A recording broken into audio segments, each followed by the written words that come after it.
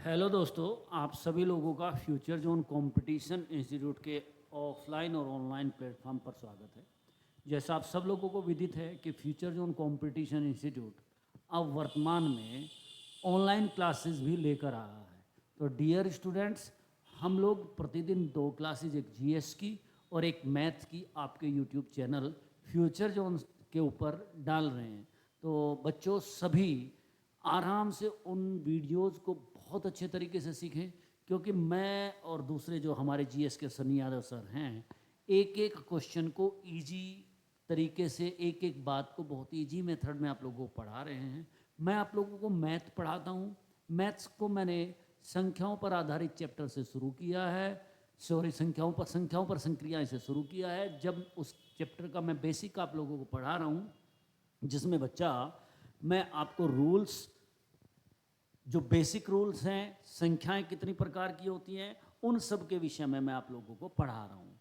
तो आपको वो अच्छे से समझ लेनी है, क्योंकि कल से हम लोग 1 बाय 1 क्वेश्चंस करना शुरू करेंगे, जिसका लाइव क्लास लेंगे हम लोग। वो क्वेश्चन आपको ही करने होंगे। इवनिंग में 7 बजे एक लाइव सेशन आप लोगों का प्रारंभ होगा। तो डियर स्टूडेंट, आइए शुरुआत करते हैं। जिसकी वीडियो पहली क्लास छूट गई, उसका लिंक आपको वीडियो में मिलेगा, आप उसको देख सकते हैं। आइए शुरुआत करते हैं। पहला क्वेश्चन आज का, डियर, पहला सॉरी क्वेश्चन नहीं कहेंगे हम लोग। कल मैंने आप लोगों को विभाज्यता के कुछ नियम बताए थे। आज हम लोग उससे आगे बढ़ते हुए विभाज्यता के नियम से रिलेटेड ही कुछ बात, जैसे मैं आप लोगों को बताने जा रहा हूं कि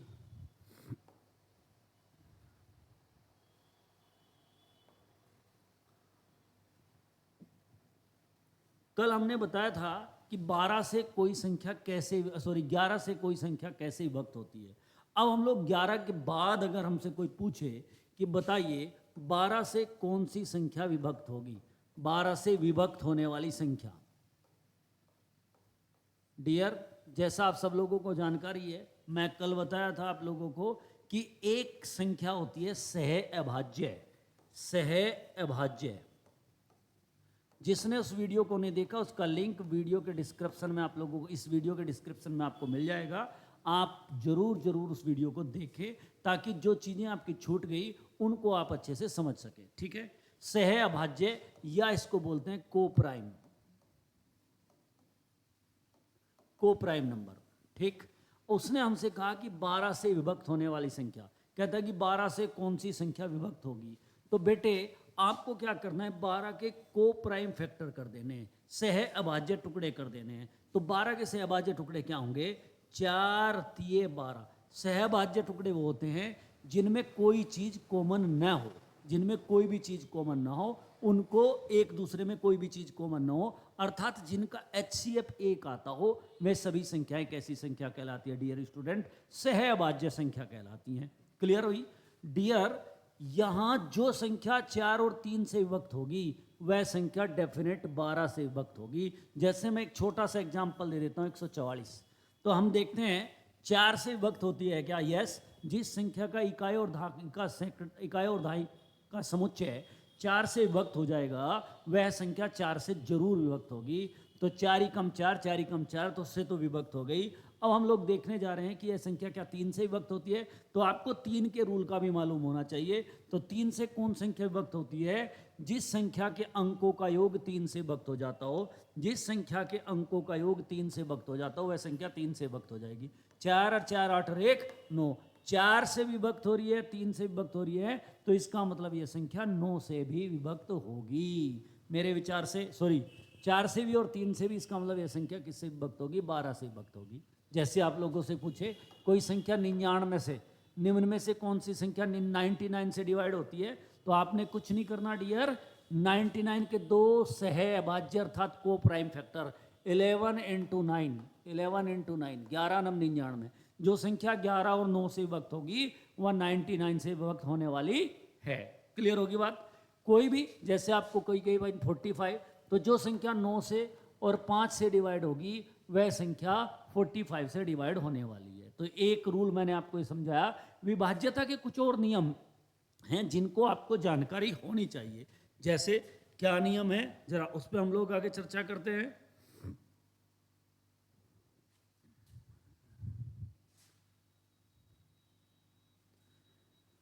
यस, कोई एक अंक को 6 बार लिखने से बनी संख्या, किसी एक अंक को 6 बार लिखने से बनी संख्या हमेशा 7 से 11 से और 13 से विभक्त होगी।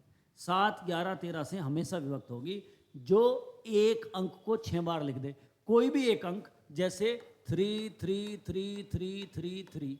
अब ये जो संख्या है 3,33,333, ये संख्या डेफिनेट 7 से 11 से और 13 से प्रत्येक से विभक्त होगी। यहाँ आपको एक बात और मैं थोड़ा सा बताना चाहता हूँ। किसी एक 3 अंकों की संख्या को, किसी एक 3 अंकों की संख्या को 2 बार लिखने से बनी संख्या, 2 बार लिखने से बनी संख्या हमेशा 7 से 11 से और 13 से विभक्त होगी। यानी कि अगर किसी एक अंक को, यानी कि 512 3 अंकों की एक संख्या थी जिसको हम लोगों ने 5,12,512 कर दिया। अब यह संख्या 7 से 11 से और 13 से प्रत्येक से विभक्त होने वाली है। तो ये विभाज्यता के कुछ रूल हैं। यहाँ आगे हम लोग थोड़ा धीरे धीरे चीज़ें बढ़ाते हुए बढ़ेंगे, तो आप सब लोगों को बड़े आराम से चीज़ें को समझना है। ठीक, कैसे? आइए जरा पहला चर्चा मैं आप लोगों के साथ करता हूं। यस, कुछ नियम हैं, कुछ चीजें हैं, उन पे जरा हम लोग चर्चा करें। जैसे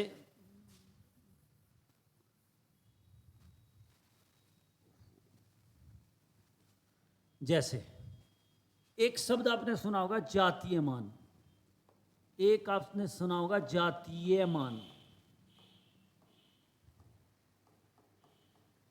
इसको इंग्लिश में बोलते हैं फेस वैल्यू। और एक आपने सुना होगा स्थानीय मान।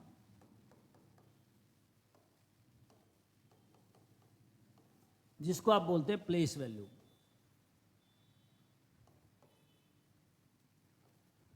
बच्चों, इन शब्दों के विषय में भी जानकारी है, क्योंकि होनी आवश्यक है, क्योंकि इस चैप्टर में इन दोनों शब्दों का भी रोल रहने वाला है।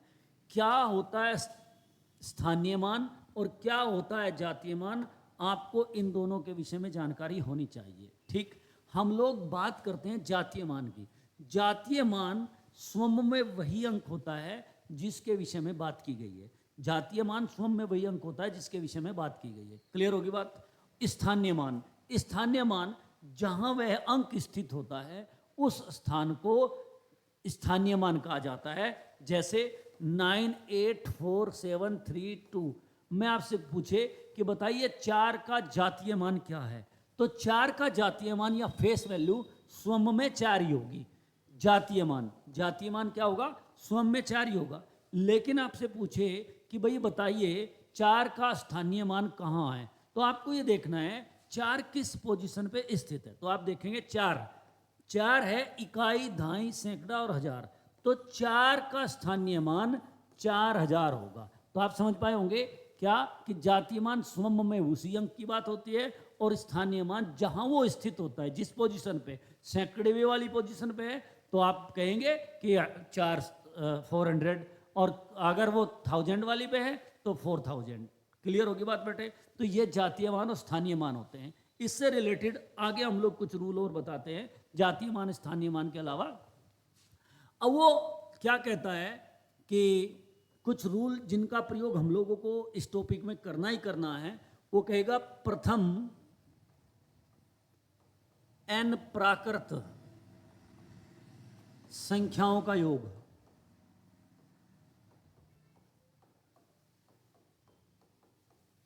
प्रथम n प्राकृत संख्याओं का योग। आपको कहेगा कि प्रथम n प्राकृत संख्याओं का योग बताइए क्या होगा डियर। तो प्रथम n प्राकृत संख्या, प्रथम का मतलब होता है 1,2, 1 जमा 2 जमा 3 जमा 4 जमा 5 plus plus plus plus n time तक। तो कहता है कि प्रथम n प्राकृत संख्याओं का सम बताइए क्या होता है। तो आप इनका सम कैसे निकालते हैं ये मैं आप लोगों को समझाने जा रहा हूं। कैसे? एक फॉर्मूला होता है n into n plus 1/2। Dear, यहां आपको समझने की जरूरत है, ये जो फॉर्मूला है ये फॉर्मूला लगेगा प्रथम n प्राकृत संख्याओं के योग पे। लेकिन अगर वो इसी सवाल को कुछ इस तरीके से कहने लगे कि भैया 21 plus 22 plus 23 plus 24 up to 100 तक का सम निकालिए, तो यह फार्मूला काम करने वाला नहीं है। ये वाला फार्मूला तब उस पर लगेगा नहीं, क्योंकि ये फार्मूला बना हुआ है प्रथम n प्राकृत संख्याओं के योग से। तो इसके लिए जनरेट किया फार्मूला, इसके लिए एक जनरेट किया गया फार्मूला क्या, n/2 a प्लस l, जहां n, आपको ये देखो फॉर्मूला हम लोग याद कर लेंगे, लेकिन जब तक हमको मान का नहीं पता होगा तब तक हम उस सवाल को हल करने वाले नहीं है, हमसे हल होगा ही नहीं। तो क्या है n, n का मतलब होता है पदों की संख्या। इस बात को आप ध्यान से समझना, क्योंकि मुझे इस बात की जरूरत पड़ेगी अभी। पदों की संख्या, राइट। उसके बाद में a होता है प्रथम पद और l होता है अंतिम पद। अब जैसे सवाल आपके समक्ष आया 21, 22, 23, 24, 25 अप टू 100 तक का योग बताइए, तो मैं जब इस फॉर्मूले में चीजें अप्लाई कर रहा हूं तो मुझे पता लग रहा है कि प्रथम पद 21 है, अंतिम पद 100 है और यहां n/2, लेकिन मुझे पदों की संख्या की जानकारी नहीं है।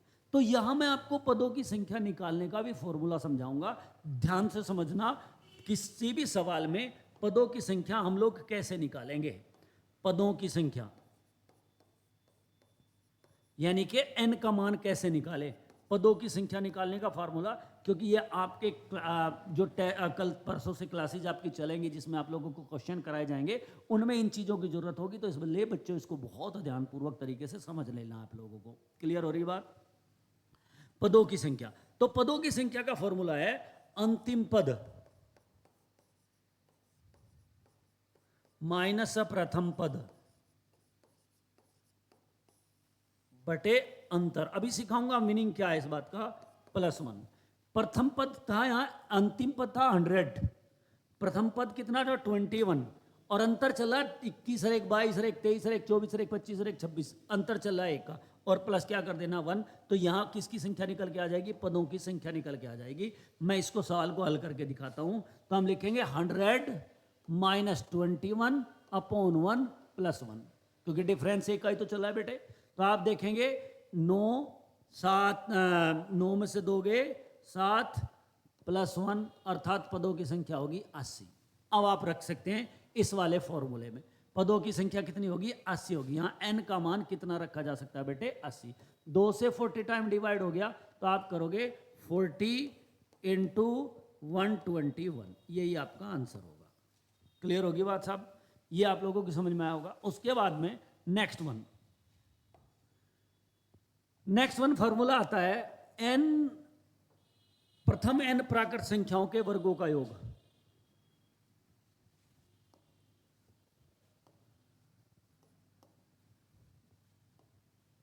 प्रथम n क्रमागत संख्याओं के वर्गों का योग। क्या कहना चाह रहा है, लिखता 1 का स्क्वायर जमा 2 का स्क्वायर जमा 3 का स्क्वायर जमा 4 का स्क्वायर जमा 5 का स्क्वायर 10 का स्क्वायर।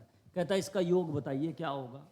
1 का स्क्वायर, 2 का स्क्वायर, 3 का स्क्वायर, 4 का स्क्वायर, 10 का स्क्वायर, इसका योग बताइए, इसका फॉर्मूला बताइए। तो डियर बच्चे, इसका फॉर्मूला होता है n into n plus 1 into 2n plus 1 upon 6। लेकिन ये काम कहाँ करेगा, 1 से लेके कहीं तक भी निकलवाओ, ये बीच से नहीं निकालेगा।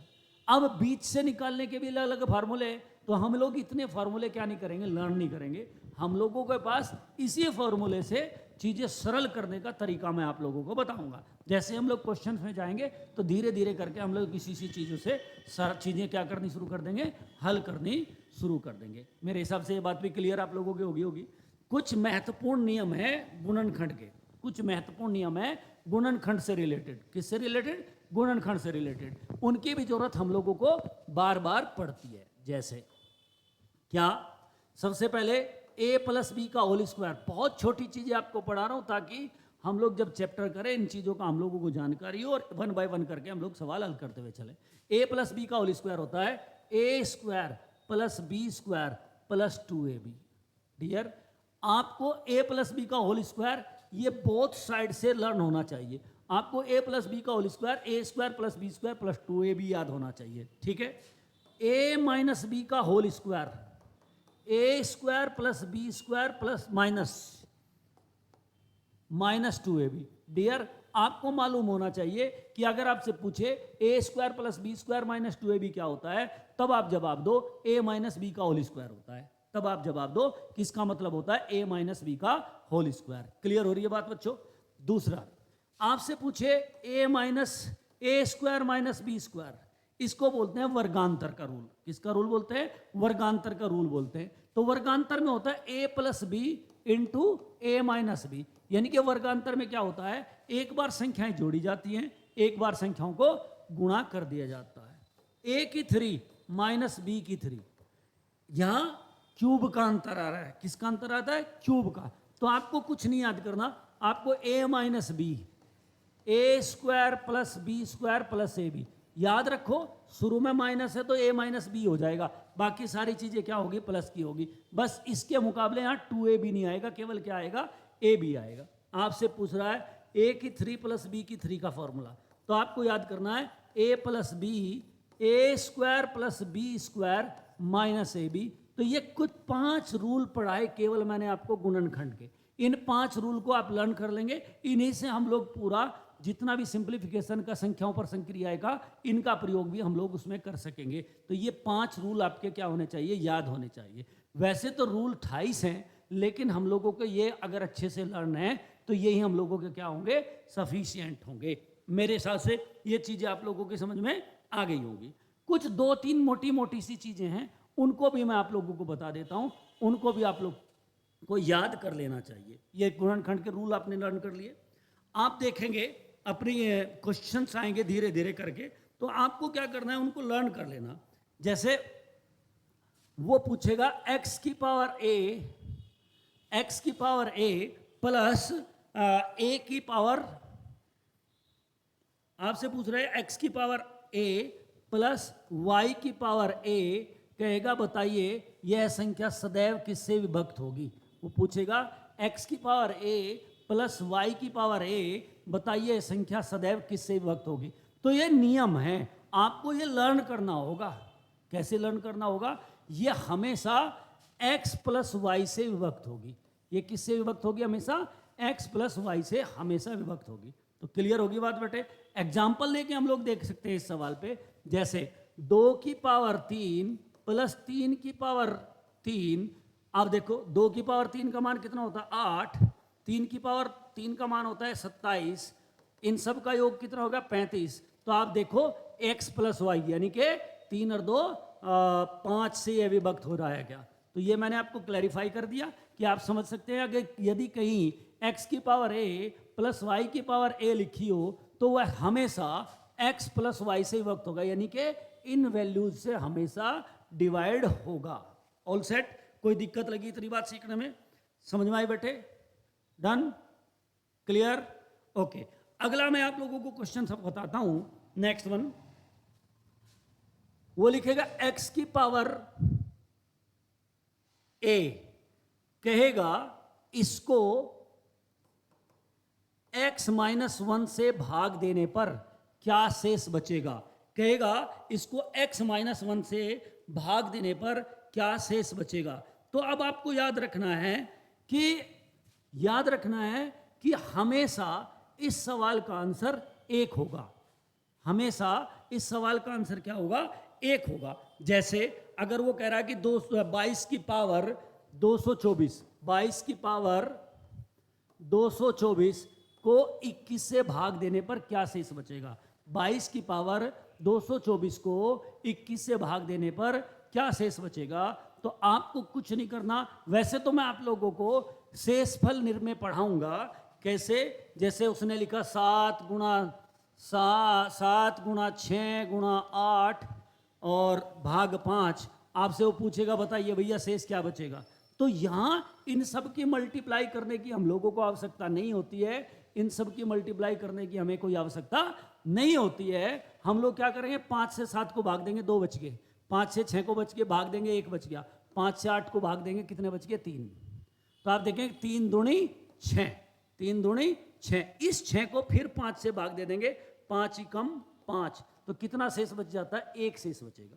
आप देख भी सकते हैं, आप इन सब की गुणा भी करके 7 8 56 और गुणा 6, 6 6 36 और 6 5 30 और 3 33। जब इसको आप 5 से भाग दोगे तो 5 6 30 बच गए 3, 6 5 7 35 बच गया कितना 1।